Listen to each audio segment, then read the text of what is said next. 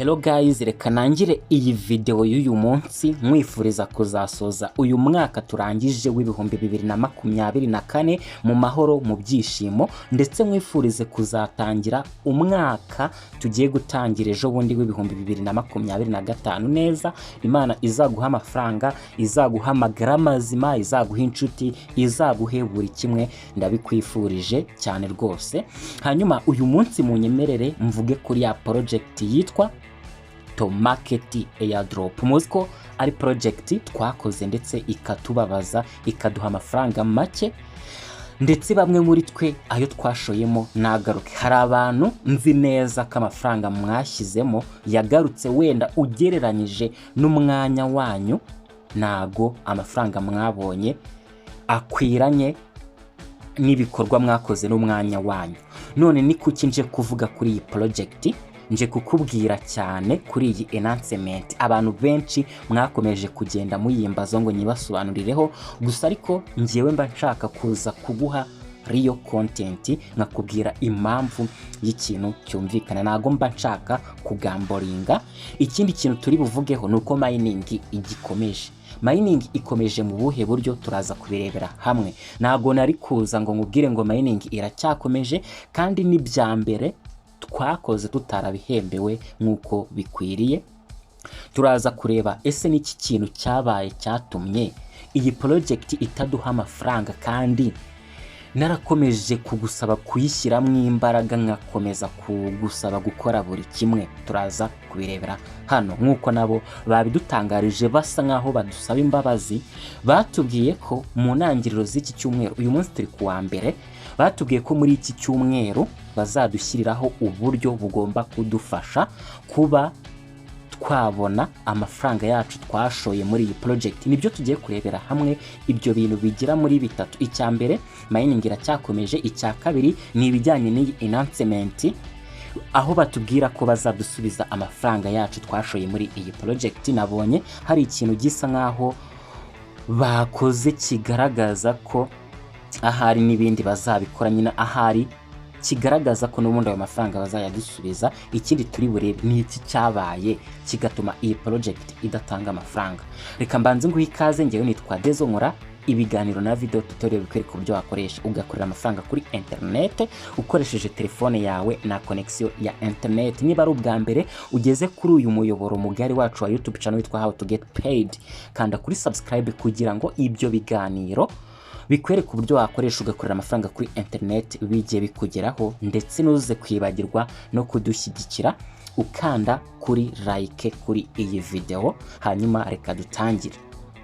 Uri kubona ko batubwiye ko batangiye nyine batwihanganisha, batubwira ko nyine igiciro cya token, baratubwiye ngo thank you for your continued support. We understand the frustration around the token price and airdrop, and we are taking steps to address these challenges. Mu byukuri bavuze ko nyine igiciro cya coin yabo nabo atari kiriya bashakaga ko ari cyo iberaho spot listed, ariko bavuga ko kubera nyine yabaye listed iri ku giciro cyo hasi cyane, bari kuvuga ko hari uburyo bazakoresha, uburyo bugera muri bune, ariko ubwo nabonye bw'ingenzi cyane ni ubu buryo bise ngo buyback programme. Ubu buryo nibwo nyine navuze ko bavuze ko bazadusubiza amafaranga yacu twashyize muri iyi project, aho bavuze ko mu ntangiriro z'iki cyumweru bazashyiraho periodic buyback izatangira nyine muri iki cyumweru turimo gutangira, ndetse bari kuvuga ko bazatanga cyangwa se bazashyiraho igiciro cyiza kiriya Toma. Gusa ariko ibyo it doesn't matter, reka dutegereze iyi buyback program. Ikindi ni uko bavuze ko timu yabo yabonye 8% bya total supply bazazilokinga mu gihe kingana n'imyaka 2 cyangwa se amezi 28. Ibi ntacyo bishatse gusobanura, kireka niba nawe ushaka guholdinga Toma zawe mu gihe kingana n'imyaka 2. Hano bari kuvuga ngo beta listing, ibi byo ntago ntabitinda hiyo beta listing. Gusa nabonye nyine hari ukuntu bashyizemo liquidity y'ibihumbi 400 by'idolari cyangwa se bitcoin 4, aho bashyizeho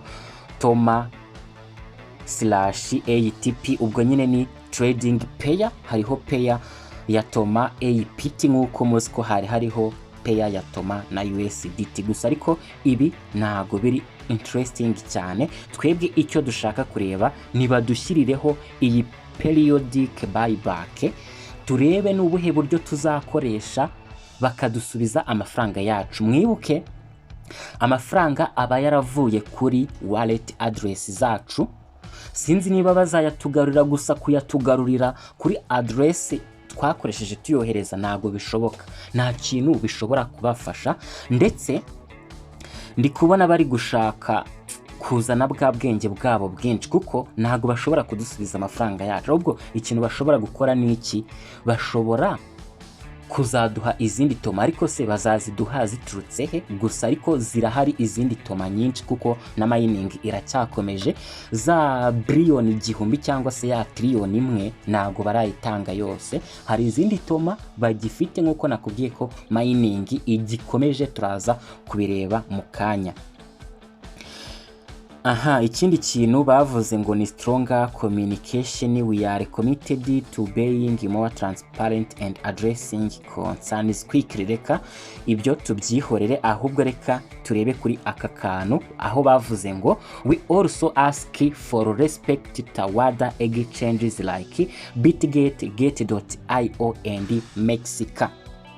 Baravuze ngo badusabye kubaha cyangwa se kudakomeza kublaminga izi exchange zirimo Bitget, Get.io ndetse na Mexica. Kubera iki?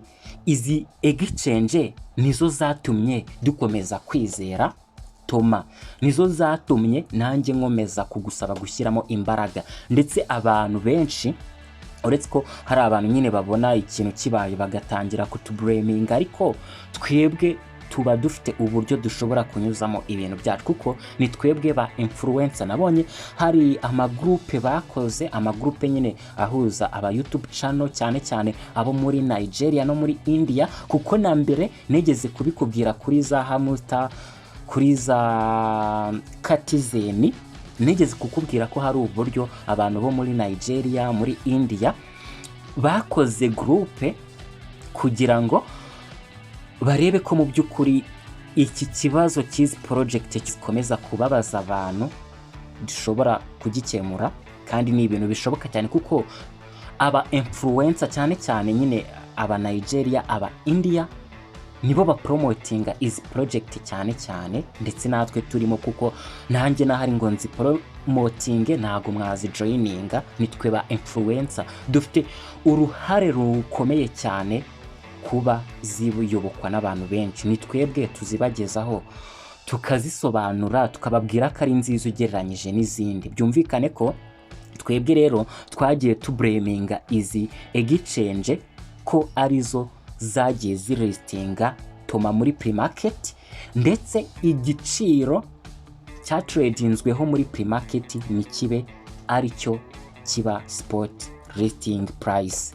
Kandi bizwi ko igiciro cyo muri pre-market kidakunze gutandukana cyane n'igiciro cyo muri spot trading.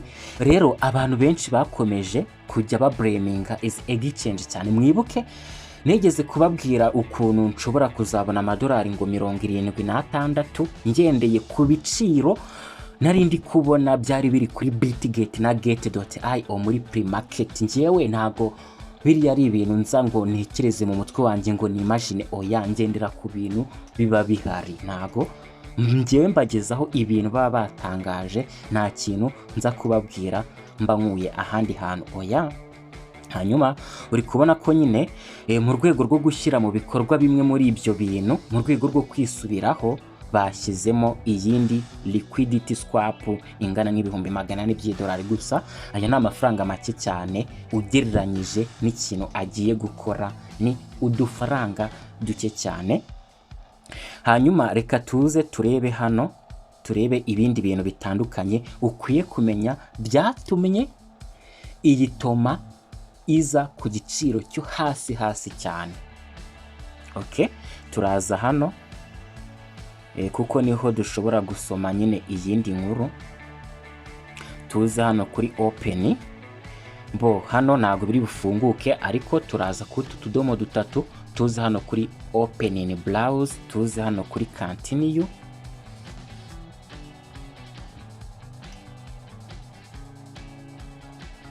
Uri kubona ko shaka kukubwira kuri iyi posti bapostinze hano kuri uru rubuga rwitwa Medium.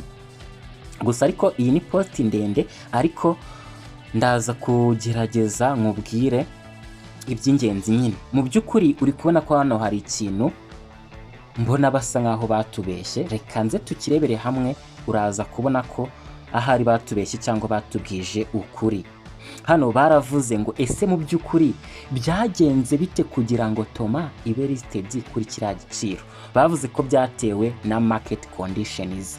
Bavuze ko ku itariki ya 20 ubwo Toma yabaga listed, n'izindi coin zirimo Bitcoin ndetse na Ethereum nazo zari zamanutse cyane. Ibyo bituma nyine n'iyi Toma iba influenced. Gusa ariko ntago ndi interested cyane n'uburyo coin zizamuka. Izi coin nyine old coin, izi coin za kera zikaba za influencinga na upcoming cyangwa se coin ziba ziri kuba listed muri iyo minsi. Ibi nta bumenyi mbifiteho, wenda wazi kutubwira niba aka kantu bireguje kaba ariko.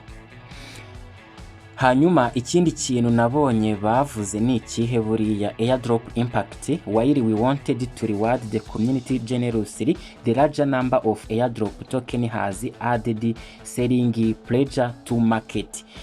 Nyine bari kuvuga ko abo ngo bashakaga ngo kuduha amafaranga ya nyayo. Wenda wasanga ari byo bya bintu badusabaga ngo gustakinga Toma zacu. Nabonye twageze ku itariki 24 wenda ba mbere batangiye kuzibasubiza. Muze kwandika muri comment kugira ngo n'abandi bantu babibone, kuko nge ntabwo nigeze zitakinga na Toma imwe. Rero wowe wazistakinze uze kwandika muri comment niba bazigusubije bakongereyeho Toma zingahe. Hanyuma nyine bakavuga ko abantu nyine bagurishije Toma zabo mu buryo batabishakaga, ari twe twanze kuzistakinga nyine. None se kuki ibyacu baduhaye bashaka kudutegeka uko tubikoresha? Reka twirebere ku kindi kintu nabonye gikomeye cyane. Ikindi kintu gikomeye cyane hano banditse ngo attention, crypto market are drive and token related to Telegram mini app have been downtrend recently. Naturally, this lack of attention affects token prices and reduces buying volume. Ahubwo iyo baza kutubwira kuri iki kintu nubwo mbona ko nacyo atari cyo.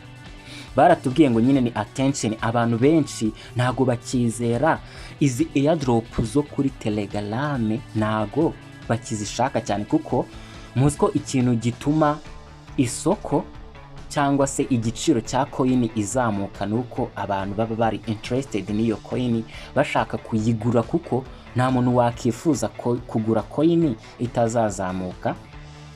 Rero niba hari izindi coin zo kuri Telegram zakomeje kugenda zibaho, za dogs, za HMSTR, za cat n'izindi nyinshi cyane, abantu bagiye bazigura mu gihe cyo hambere bakaba nta nyungu babonye.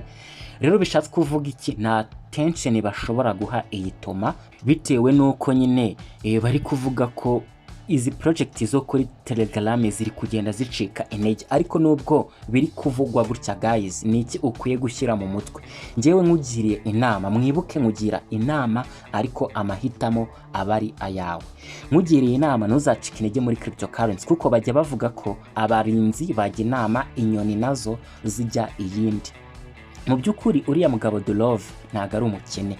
Muzi Notcoin ibintu yakoze, yahaye amafaranga abantu benshi. Muzi Dogs airdrop yaduhaye amafaranga, ngiye ntago nayi blaming. None ni gute nkubwiye ngo abarinzi bajya inama inyoni zijya iyindi? Ni gute nkubwiye ni ntugacike intege ariko amahitamo na yawe?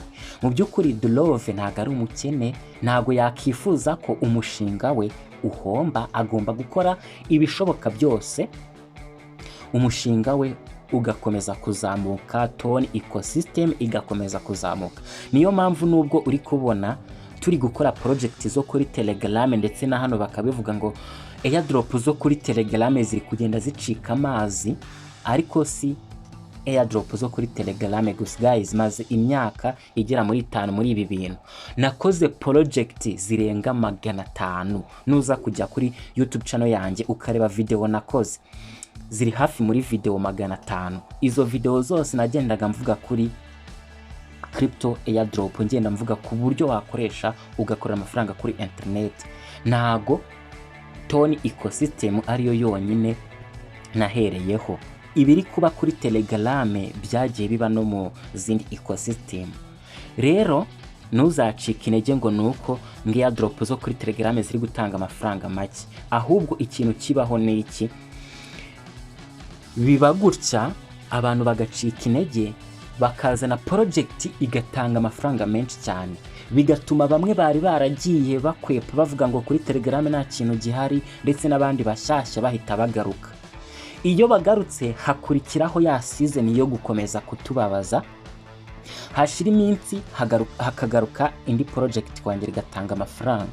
Ni gutyo ibintu bihora bisimburana. Ntago uzakora project 10 zikurikiranye zose zikwishyura. Uzakora imwe iguha amafaranga menshi, izindi zikurikiyeho ziguhe duke, abantu bagende bacika intege.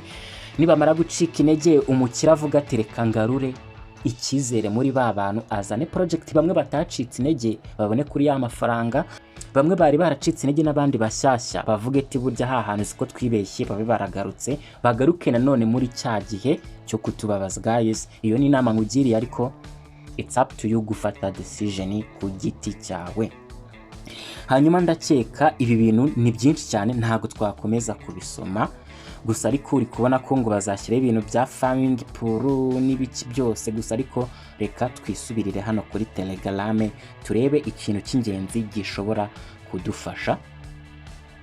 Uri kubona ko hano nyine bashyizemo ibihumbi 400 by'idolari cyangwa se bitcoin enye gutyo zizafasha mwari quid swap. Liquid swap nyine ni amafaranga yifashishwa muri gas fi n'ibiki igihe tuzaba turi gutradinga dukoresheje iyi pair ya Toma na APT. Hanyuma nakubwiye ngo mining iracyakomeje. Mining ikomeje mu buhe buryo? Nibyo nje kugusobanurira. Hano hari uburyo badutangarije bari kutubwira ko abantu batakoze cyane aribo bita bot cyangwa se aba hackers, aba cheaters, abo barababaninze. Niba barababaninze, coin zabo zizajya he? Ntago nazo bazazibaninga, ahubwo coin zabo bari bafite cyangwa Toma zabo nizo bazagenda bakomeza kuduha, nkuko nakubwiye ko mining igikomeje. Mining ikomeje gute? Bwa buryo bitaga weekly Toma n'ubundi bazajya bakomeza bagende babukoresha. Sinzi ngo bizatangira ryari, ariko uri kubona ko bavuze ngo token from flagged account will be redistributed through weekly Toma reward after listing day. Nyuma ya listing, mining iracyakomeje, bazajya bakomeza bakoresha bwa buryo bwa weekly Toma. Nago ndi bugusabe gukomeza kujya gukora weekly Toma, kuko nanjye ntago ndi kuyikora gusa, ariko wajuza hano kuri launch app ugakora bya bintu bitandukanye. Nimbona birimo inyungu wenda nzahagaruka nkuhe update gusa, ariko nawe uzaje ukurikirana amakuru buri kimwe, ujye ufollowinga social media account zabo. Wenda reka dutegereze mu ntangiriro z'iki cyumweru. Uyu munsi turi kuwa mbere saa 12 mba nazindutse kare kugira ngo ubyuke video yamaze kukugeraho. Nibyo ngibyo, reka dutegereze turebe bazadusubiza amafaranga yacu mu buhe buryo. Gusa wenda nyeka ko nubundi nkuko natangiye kubikubwiraho, ariko simbivugeho neza, nyeka ko nubundi bazakoresha bwa bwenge bwabo bazi. Wenda bazafata ya mafaranga yacu bayagure Toma. Kugura Toma, urumva ubwenge burimo, bizabafasha kuba nyine ya coin yabo izazamuka, nkuko bavuze ko abantu batari interested cyangwa attention bari guha coin zaturutse muri project zo kuri Telegram. Bo wasanga bazafata ya mafaranga yacu akaba ariyo bakoresha bari kugura toma bakaziduha baziguze kugira ngo bigaragare ko abantu bari kugura toma izamuke mu gaciro, kuko hari ukuntu nyine bavuze ko ziriya exchange tudakwiye kuziblaminga ngo nago zifite aho zihuriye cyangwa nago zikontorora igiciro cy'amacoin. Ibyo birumvikana, ariko muri pre-market ibintu byabaye nago ari byo byabaye muri spot trading. Kandi guys, hari abantu utazajya ubona washoye ibihumbi 8 ukabona wenda ubonye 5 cyangwa saragarutse nta nyungu ubonye ukitotomanga. Buriya muzi ibintu biba muri pre-market. Muri pre-market hari abantu baba ari abashoramari, umuntu agashyiramo ibihumbi bingahe by'idolari akagura coin muri pre-market. Buriya abantu baguze toma muri pre-market barahombye cyane guys, barahombye cyane, kuko biriya biciro nagendaga mbereka nibyo bagendaga baguriraho toma. Nagendaga mbereka highest bid, mbereka n'ibindi biciro nyine, ariko bariya abantu barahombye cyane kandi baba barashoyemo amafaranga menshi. Hanyuma uri kubona ko toma igeze kuri 0.013. Twebwe muzi ko twari dufite uburenganzira kuri toma zacu, ntago twazistakinze. Ngira ngo niba warakurikiranye video update naguhaye, wagurishije nko kuri 0.027 gutyo. Uri kubona ko yamaze kugabanukamo hafi inshuro ebyiri. Uri kubona ko niba wari kuzabona nk'amadolari 10 kuko wa tradinze ku gihe, kuko utastakinze toma zawe kandi narabikubujije nyine, ubu no trading uyu munsi niba bazigushubije urazi kubona amadolari 5 gusa. Ikintu kiri bukurengere nuko bari buze kugukubira kenshi, ariko nago bari bugukubire kenshi, kuko n'ubundi buryo bagiye bakoresha bari kuduhemba, kuko twagiye dustakinga toma zacu muri ziriya project zindi, bagiye baduha amafaranga utabasha no gutradinga. Ndibuka PGC bamaye zitageze no ku idolari 1. Wenda reka tuze kureba muri comment abantu bari buze kutubwira toma babonye n'inyungu babaha yo gustakinga ziriya toma zabo. Guys, ndakeka iyi update nayisoreza ahangaha, tugategereza update bari buze kuduha ijyanye n'uburyo iriya buyback iraza kuba iri gukora. Ndaza kuguha video update, hanyuma ngiye mu kanya kuguha video update kuri pause airdrop. Pause airdrop nabonye batubwiye ko pause token zacu ngo bazibye, tugomba gukurikirana umujura wazitwaye mbere yuko Noheri iba. Bitarenze kuri 25 turaba twamaze kubona pause point zacu. Ubwo rero reka tubonane mu kanya, ndetse no kuri airdrop nabonye naho hari update baduhaye. Byose ninjye bireba, kanda kuri subscribe kugira ngo izo update zitaza kugucika. Iyi video uyihe like, reka tubonane mu kanya, ndabakunda cyane, bye bye.